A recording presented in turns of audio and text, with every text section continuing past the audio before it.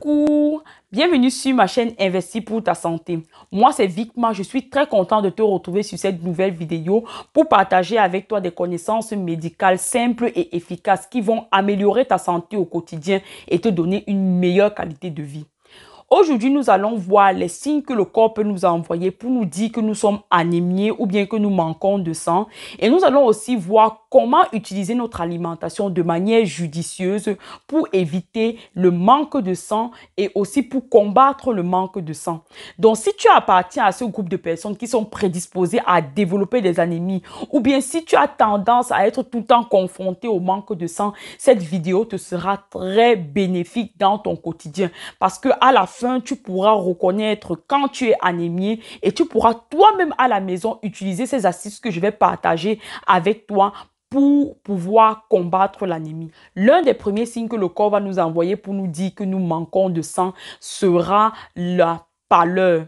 Vous allez par exemple développer une décoloration de la paume de main. Sur cette photo que je vais vous laisser ici, là, vous voyez par exemple deux paumes de main. L'une est un peu plus colorée ou bien l'une est plus colorée que l'autre. L'autre est blanchâtre. On a l'impression qu'il n'y a pas assez de sang qui arrive au niveau de cette main. Ça, c'est par exemple la main d'une personne qui est anémiée. Nous allons aussi voir au niveau des yeux. Par exemple, lorsque vous partez à l'hôpital, le médecin a tout tendance à regarder à l'intérieur de vos yeux. Et certains médecins vont baisser votre paupière basse pour regarder votre conjonctive. Et la conjonctive, là, c'est le tissu qui se trouve juste derrière la paupière basse. Quand on est anémié, cette conjonctive-là est pâle. Cette conjonctive-là n'est plus rosée. Chez les personnes qui sont normaux, elle est bien rosée, bien jolie parce que justement, il y a assez de sang qui arrive là-bas. Mais lorsqu'on manque de sang, cette conjonctive n'est plus rosée. Chez les femmes enceintes, par exemple, vous allez voir, lorsque par exemple, une fille est enceinte à la maison, elle n'a pas dit à ses parents, la maman aura tendance à regarder dans ses yeux comme ça. C'est pour justement voir s'il y a le manque de sang, si elle est pâle, quoi. Et chez les personnes noires, vous allez voir, par exemple, certaines personnes vont un peu plus noircies, mais ce qui est sûr, c'est que la peau sera grisâtre, elle ne sera plus éclatante. Le deuxième signe que le corps va envoyer sera une fatigue permanente, un peu plus comme un genre de manque d'énergie, pas comme lorsqu'on n'a pas bu assez longtemps, mais un peu plus comme un genre de manque d'énergie. Et cette fatigue-là va durer vraiment pendant très longtemps. Vous allez remarquer la fatigue pendant vraiment longtemps. En plus de ça, associé à la fatigue, vous allez remarquer que lorsque vous faites des exercices physiques ou lorsque vous partez un peu aux toilettes, vous montez les escaliers, vous êtes essoufflé, tout simplement parce que le fait qu'on ait un manque de globules rouges et un manque d'hémoglobine fait en sorte que la production d'énergie dans le corps n'est plus optimale. Donc, le corps a besoin d'énergie, le corps a besoin d'oxygène et puisque il n'y a plus assez d'oxygène qui est livré au niveau des organes, il ne peut plus être produit assez d'énergie. Donc, le corps va commencer à être moins performant qu'avant. Donc, vous allez être fatigué, vous allez avoir ces essoufflements et ainsi de suite. Maintenant, le troisième signe que le corps va vous envoyer ici, là, chez les personnes qui ont particulièrement le manque de fer, ces personnes vont développer une sorte de sensation de brûlure au niveau de la langue, avec aussi la langue sèche. Beaucoup d'autres personnes aussi vont développer comme des blessures à l'intérieur de la bouche. Je vais vous laisser ici, là, une photo pour un peu illustrer ce que je dis. Donc, la langue sera sèche, vous n'aurez même plus envie de manger parce que lorsque vous allez manger, ça va vous brûler, vous aurez une sensation de jeûne et les douleurs dans la gorge lorsque vous allez avaler la nourriture. Ça, c'est un signe que vous manquez de fer. À cause du manque d'hémoglobine ou bien à cause du manque de globules rouges, les organes n'arrivent plus à obtenir assez d'oxygène. Le cœur va essayer de compenser ce manque-là en battant plus rapidement. Donc, lorsque le cœur va commencer à battre plus vite, le peu de globules rouges qu'on a va aussi essayer de livrer aussi rapidement le peu d'oxygène qu'ils peuvent transporter. Donc, les personnes qui ont un manque de sang vont commencer à remarquer les palpitations tout au long de la journée. Les palpitations, les moments où ils sont un peu gênés, où ils sont plus calmes, quoi. Donc, c'est justement parce que le corps essaie de compenser le manque d'oxygène là en battant plus rapidement. Le dernier signe que nous allons voir ici va concerner les personnes qui ont plus cette anémie-là à cause d'une hémorragie à l'intérieur de l'intestin. Donc, ces personnes-là, en plus d'avoir la pâleur, les fatigues, les palpitations et l'essoufflement, ces personnes-là auront aussi à l'intérieur de leurs selles souvent des couleurs du sang à l'intérieur des selles. C'est en fait c'est une preuve que à l'intérieur du côlon, lorsque vous voyez par exemple à l'intérieur de vos selles du sang rouge, c'est une preuve qu'à l'intérieur du gros intestin, il y a un endroit qui est en train de... Il y a une artère qui est en train de perdre du sang là-bas. Ou bien, d'autres personnes auront par exemple des selles noires. Les selles noires sont aussi une preuve que au niveau de l'estomac, il y a une perte de sang. Et généralement, dans ces cas-là, ces personnes auront besoin d'un examen un peu approfondi comme l'endoscopie ou bien la coloscopie pour qu'on voie un peu à l'intérieur de l'intestin ce qui se passe et on voit si on peut vraiment calmer la perte de sang qui a lieu là-bas. Maintenant, les différentes astuces. Comme vous pouvez le remarquer, je vous ai dit au début de la vidéo que l'alimentation, c'est vraiment, ou bien dans ma vidéo précédente, j'avais dit que l'alimentation, si tu la choisis de manière judicieuse, tu es capable d'éviter l'anémie, tu es capable même d'en guérir. Donc, ce qu'on va faire ici dans notre première astuce sera vraiment de choisir notre alimentation parmi des aliments qui sont non seulement riches en fer, mais en vitamine B19, en vitamine B9 et en vitamine B12. Ces aliments-là sont généralement des produits animaux, also la viande, le poisson, les œufs. Et ce qui est très important aussi, ou bien une partie de la viande qui contient beaucoup de vitamine B19 et de vitamine et de fer, c'est le foie. Donc, lorsque vous partez au supermarché ou bien lorsque vous nettoyez votre poulet là, ne jetez pas le foie. Le foie contient beaucoup de fer et beaucoup de vitamine B12. Donc, c'est important. Il faut consommer le foie des animaux. Maintenant, pour ceux qui sont un peu plus végétariens et qui ne mangent pas de la viande, c'est conseillé de prendre par exemple des produits un peu secs, comme par exemple les grains de sésame, les noix d'amande, les noix de cajou, les produits secs, les raisins secs.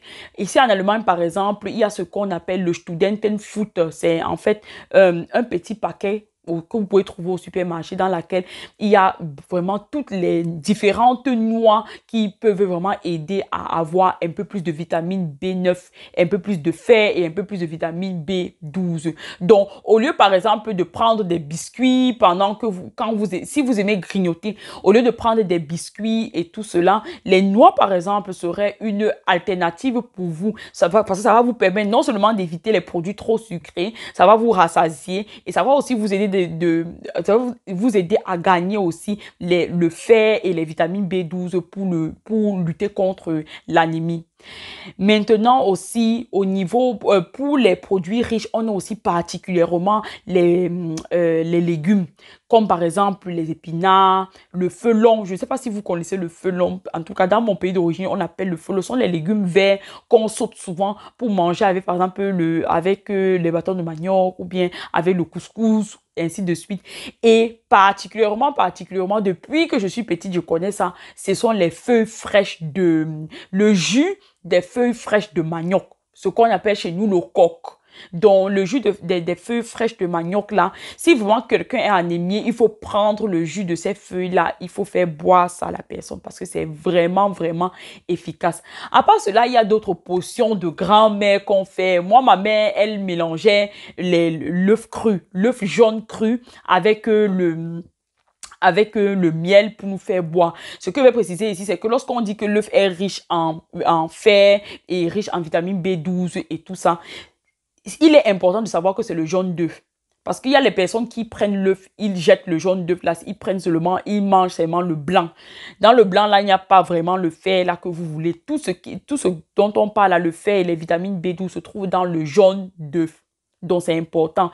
Et souvent, c'est même mieux de prendre le jaune d'œuf cru. C'est vrai que ça a une mauvaise, un mauvais goût, un mauvais arrière-goût, mais vous pouvez mettre le miel ou bien un jus dessus pour que l'enfant puisse boire ou bien pour que vous-même puissiez boire.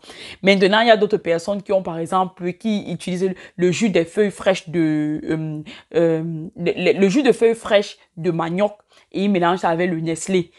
Il y a une personne aussi qui m'a fait sur ma vidéo, sur ma page Facebook Investir pour ta santé, m'a aussi fait ce commentaire-là. Et vraiment, ça marche vraiment. Maintenant, il y a aussi au niveau de l'alimentation, vous pouvez manger quelque chose qui est bien, mais il faut qu'au niveau de votre paroi intestinale, l'intestin soit capable d'absorber les éléments là pour mettre ça dans le sang. Donc, il y a des choses qui peuvent faire en sorte que les éléments que vous mangez ne soient pas bien absorbés. Par exemple, le café peut empêcher l'absorption, le thé noir, le thé vert. Il y a aussi le lait, par exemple, ou bien les produits riches en gluten. Le lait et les produits riches en gluten, c'est plus particulièrement pour les personnes qui ont des allergies au lactose et des allergies au gluten. Donc, généralement, si ces personnes-là continuent à manger ce genre d'aliments, ça va produire des infections ou bien des inflammations au niveau de la paroi intestinale et l'intestin ne pourra plus bien absorber le fer ou bien la vitamine B12 et la vitamine B9 que vous prenez. Donc, ça ne servira à rien même que vous mangez les produits riches en fer, en vitamine B9 et en vitamine B12. Donc, assurez-vous que les éléments que vous prenez ne vous empêchent pas d'assimiler le fer que vous prenez aussi à côté. Plus particulièrement, je vais faire un appel à toutes mes sœurs africaines qui mangent le kaolin.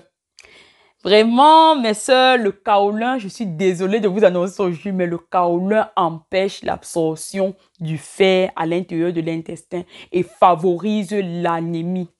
Donc, si tu es quelqu'un qui a pour habitude de manger le kaolin matin, midi, soir, fais un effort, réduis tes doses en kaolin.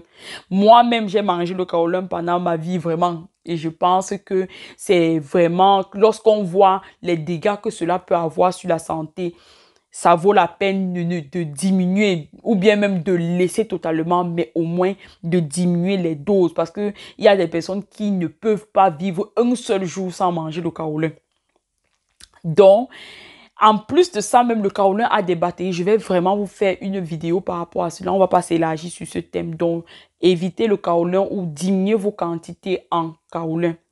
Et l'alcool, pour les personnes qui boivent beaucoup, l'alcool, plus particulièrement le vin rouge, empêche l'absorption du fer au niveau de l'intestin et va aussi favoriser les anémies.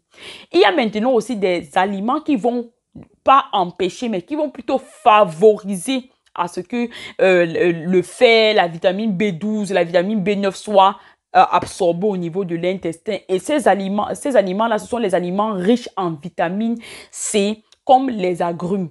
Presque tous les fruits ont la vitamine C, mais les agrumes, comme par exemple le citron, l'orange, les mandarines, ce sont vraiment les aliments par excellence de la vitamine C.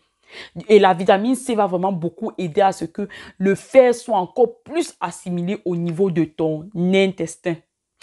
Et aussi la vitamine B12 et la vitamine B9. Donc, et j'ai aussi lu, ça je ne savais pas, mais j'ai aussi lu que l'oignon et l'ail sont aussi des éléments qui vont aussi favoriser à ce que le fer soit bien assimilé au niveau de l'intestin.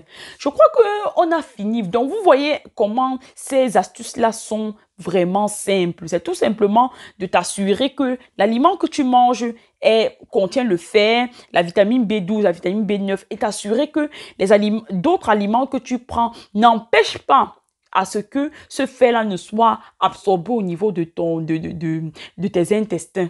Donc, c'est vraiment très simple, des astuces que tu peux toi-même utiliser à la maison. Donc, vraiment, qu'est-ce que tu attends? Abonne-toi à ma chaîne parce que non seulement ça va te permettre si tu évites les anémies, ça va te permettre de gagner en temps, en argent, tout le temps que tu pars à l'hôpital, tu pars à la pharmacie pour payer les médicaments et tout.